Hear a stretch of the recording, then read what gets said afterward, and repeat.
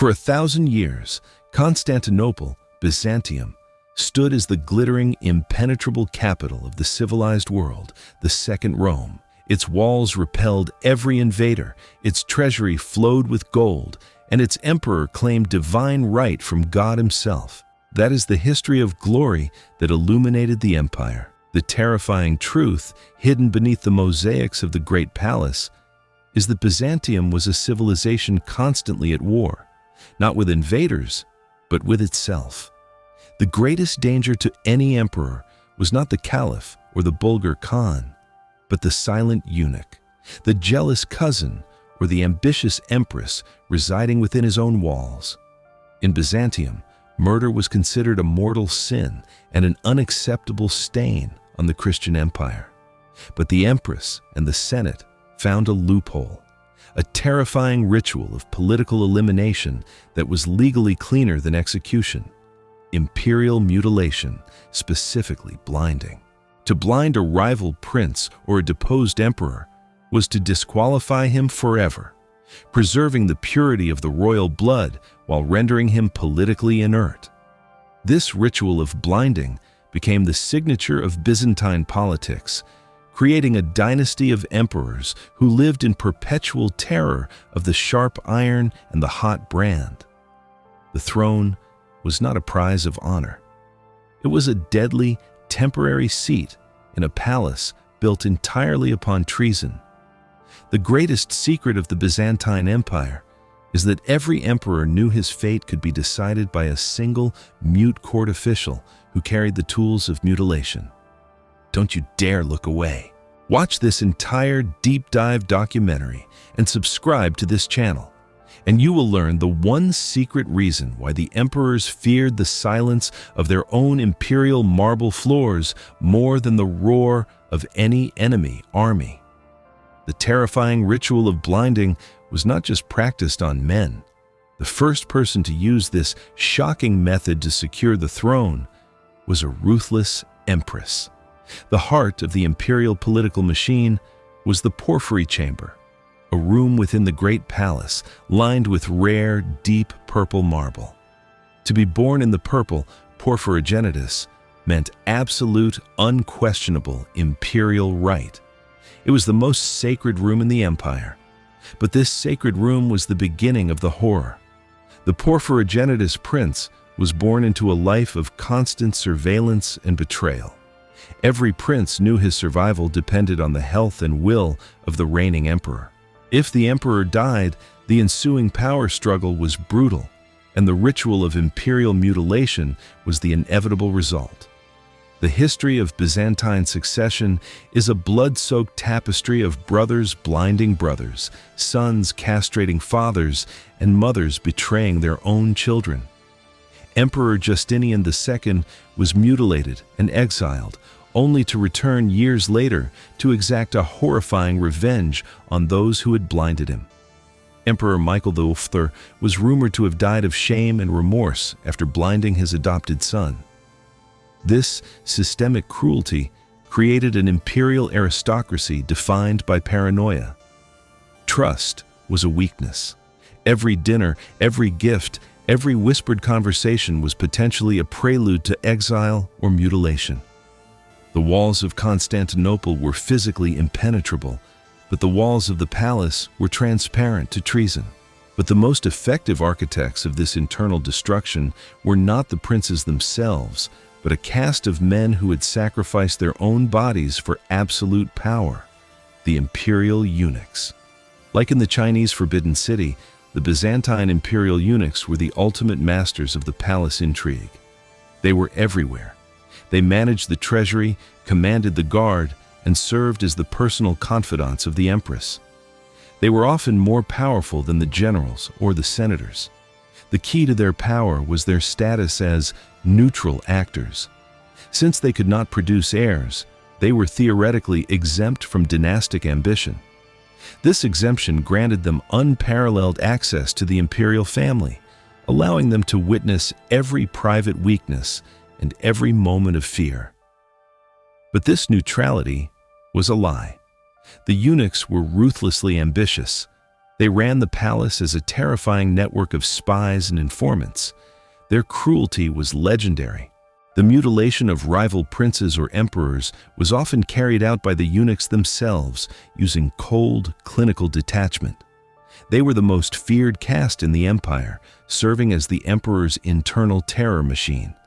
The history of the 9th and 10th centuries is filled with eunuchs, like Basil Lecapenus, who effectively ruled the empire, controlling a succession of emperors and disposing of rivals through assassination, exile, or the preferred Byzantine method, blinding.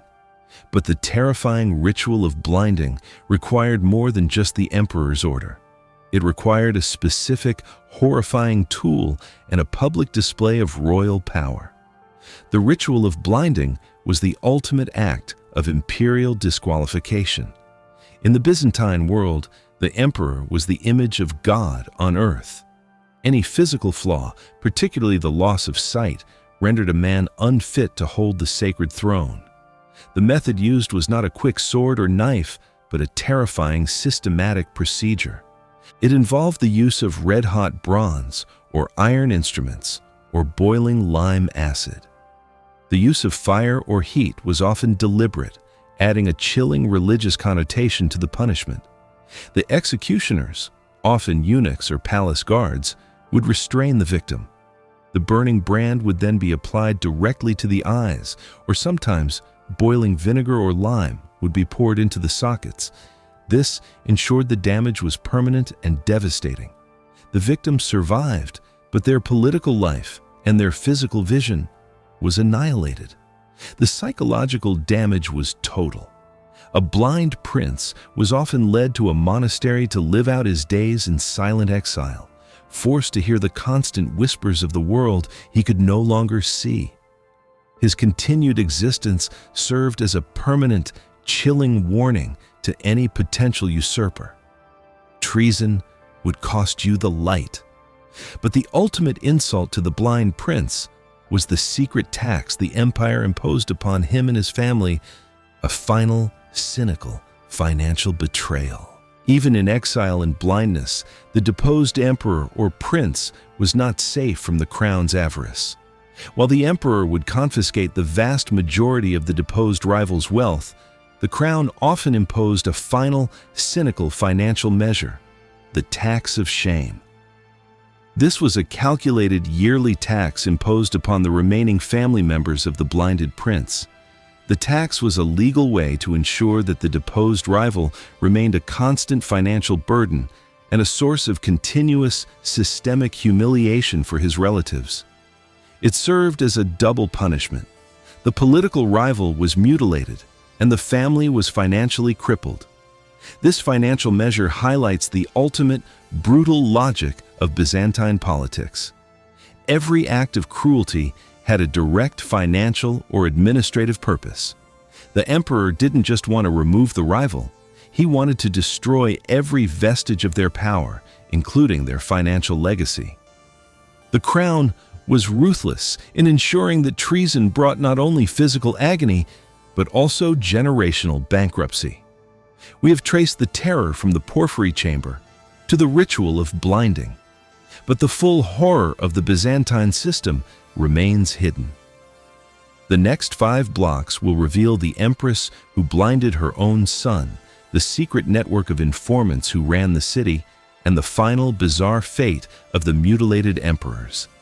The Byzantine ritual of mutilation found its most terrifying executioner in a woman, Empress Irene of Athens. Irene was a powerful and ambitious ruler who lived in the late 8th century. When her son, Constantine VI, came of age, he sought to rule independently, challenging her absolute authority. This was a direct political threat that Irene, blinded by her own lust for power, could not tolerate. In 797 AD, Empress Irene orchestrated a cold-blooded coup against her own son. She captured Constantine VI and ordered the executioners to carry out the ritual of imperial blinding. The act itself was agonizing and symbolic. Constantine was blinded in the Porphyry Chamber, the very room of his birth, with such ferocity that it led to his death shortly thereafter. This act, a mother deliberately destroying the sight and life of her own son to maintain the throne, shocked the Christian world. Irene ruled Byzantium as a sole empress, becoming the first woman to hold the title Basileus, Emperor. Her rule proved the ultimate brutal truth of the Byzantine throne. Family loyalty meant absolutely nothing when measured against the absolute power of the purple. But Irene's act was later avenged by a terrifying rival, proving that in Constantinople, one could not escape the cycle of blood and blindness. The Byzantine system was designed to ensure that a mutilated rival was politically finished. However, the system fundamentally failed. The historical record is filled with terrifying examples of blinded or castrated rivals who returned from exile to exact bloody vengeance. The most infamous example is Emperor Justinian II. Deposed and mutilated in 695 AD, his nose was cut off, a form of mutilation known as rhinocopia. Justinian was exiled. But 10 years later, he returned, wearing a golden nose prosthetic, leading an army. Once he regained the throne, his revenge was absolute and terrifying. Justinian II executed or mutilated every figure who had played a role in his overthrow. He executed the two emperors who had succeeded him, often in grotesque public spectacles. This was not a political cleansing. It was a psychological rampage fueled by a decade of shame and physical agony. Justinian II's return proved that imperial mutilation did not end the threat. It merely delayed it and guaranteed that the eventual retribution would be tenfold more brutal. But the most terrifying detail about the Great Palace was a secret room, a hidden council chamber where the eunuchs and empresses plotted in complete silence. The formal Senate of Byzantium was often a mere rubber stamp for the emperor's will. The real decisions were made in a hidden chamber within the Great Palace, a space controlled exclusively by the empresses and the chief eunuchs, the Council of Silence. This secret council was the engine of palace intrigue. Here, in rooms sealed from the formal court, ambitious women like Empress Theodora and powerful eunuchs like Basil Lecapenos made life-and-death decisions, often without the emperor's full knowledge. They organized assassinations, decided which prince would be blinded, and determined the fate of generals. This system ensured that the emperor was constantly working with filtered and manipulated information. Every piece of intelligence, every rumor, and every plea for mercy passed through the hands of the eunuchs and the Empress Dowager, who ruthlessly prioritized their own survival and political agenda. The Council of Silence ensured that the emperor's isolation was total, making him vulnerable to betrayal. But the constant threat of poisoning forced the emperors to engage in a bizarre daily ritual that proved their paranoia was not unfounded. The threat of being poisoned by a eunuch, a jealous relative, or an ambitious empress was a constant gnawing fear for every Byzantine emperor. This pervasive paranoia led to the adoption of a bizarre, meticulous daily ritual, the royal tasters. Every meal consumed by the emperor was subject to an agonizing three-stage ritual of inspection. First, the entire meal was prepared under the direct supervision of the chief eunuch. Second, an official taster, often a trusted eunuch or a low-ranking official, would consume a portion of the food, sometimes collapsing minutes later, confirming the attempt on the emperor's life. The third, most terrifying stage involved the emperor himself. Even after the official taster confirmed the food was safe, the emperor would often watch the taster for an agonizingly long time before daring to eat. The entire ritual was a daily, public acknowledgement of the fact that death could arrive at any moment, disguised as a meal. This ritual enforced the terror not just on the emperor, but on the entire court, which was forced to witness this daily dance with poison. But the greatest secret about the Byzantine eunuchs concerns their vast personal fortunes and the massive wealth they managed to steal from the imperial treasury. The Byzantine Empire was famous for its gold, and the eunuchs were the ultimate gatekeepers of the imperial treasury. While they were not supposed to have personal ambition, the historical record proves otherwise. Many of the most powerful eunuchs amassed staggering personal fortunes through corruption, bribes, and outright theft. The eunuchs exploited their access to the treasury, often using their position to impose unofficial taxes on goods, manipulate customs duties, and divert military funds into their own coffers. This was possible because the eunuchs controlled the paperwork and had the emperor's ear. If a minister or an honest official questioned the books, the eunuch could simply whisper a word of treason to the empress, leading to the official's immediate arrest and blinding. The most infamous example is Basil Lycopenos, who amassed such colossal wealth that upon his eventual downfall, the imperial treasury was instantly replenished by the sheer volume of his confiscated gold and lands. The eunuchs were not just political rivals, they were financial parasites, quietly draining the empire's resources. The system of eunuch power was designed to prevent dynasty, but it created wealth beyond measure for its silent administrators. We have seen the blinding, the revenge, and the corruption. But the story isn't over. The final 5 blocks will reveal the terrifying genetic curse of the Byzantine dynasty and the horrifying secret hidden within the walls of the Hagia Sophia. The constant cycle of incest and dynastic murder left a deep, irreversible scar on the Byzantine imperial line. Like the Ottoman and Tudor families, the Byzantines relied heavily on marriage within a small circle of aristocratic families to consolidate power, often resulting in close cousin marriages. This practice, while politically expedient, was a biological disaster. Historians and modern medical experts have analyzed the surviving descriptions of many later Byzantine emperors and princes, finding evidence of significant genetic and physical decay. Symptoms often included epilepsy, severe gout, debilitating chronic diseases, and notable physical deformities, all classic signs of severe inbreeding. The Porphyrogenitus princes, born in the Purple Chamber, were not just heirs to a throne, they were heirs to a devastating genetic curse. This internal hidden sickness meant that even in times of peace, the imperial dynasty was slowly decaying from within. The emperors themselves were often physically weak or mentally unstable, further fueling the paranoia and the reliance on ruthless external figures like the eunuchs. The very pursuit of pure imperial blood ironically led to its corruption and ultimate weakening. But the most terrifying moment for the people of Constantinople was the realization that the emperor could die at the hands of a simple servant, a plot that remains one of the darkest secrets of the Great Palace. While the grand conspiracies were often led by empresses and generals, the most successful assassinations were frequently carried out by the lowest-ranking members of the palace staff, the very people who had constant, silent access to the emperor's private life.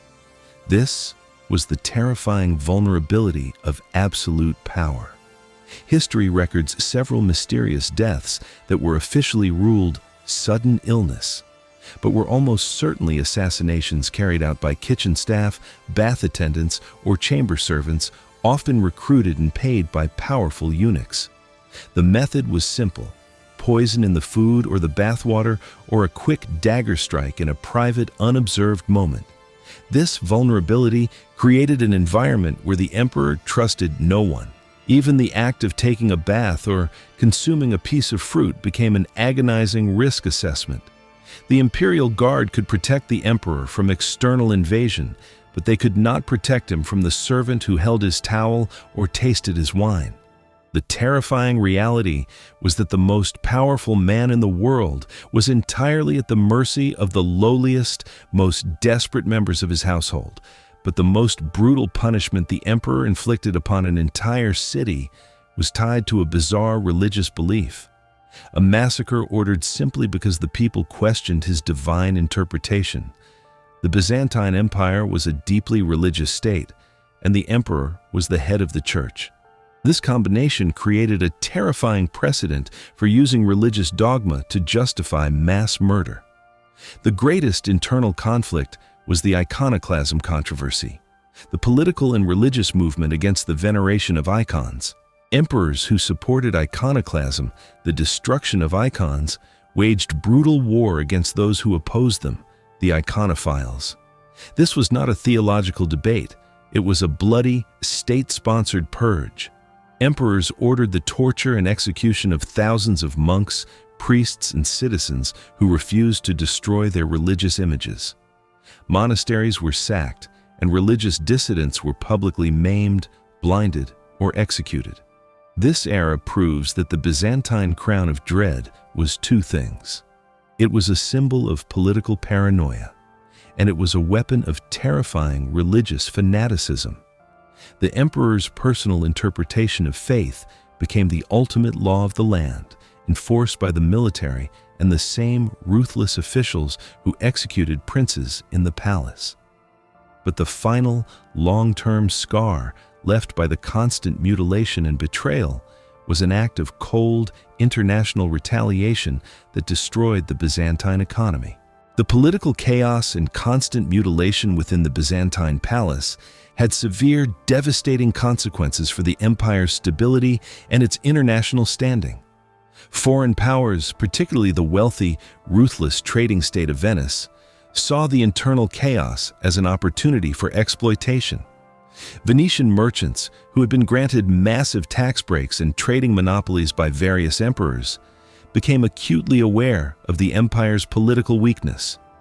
When a weak or recently blinded emperor ascended the throne, the Venetians would immediately demand more concessions, knowing the crippled ruler was too distracted by palace intrigue to resist.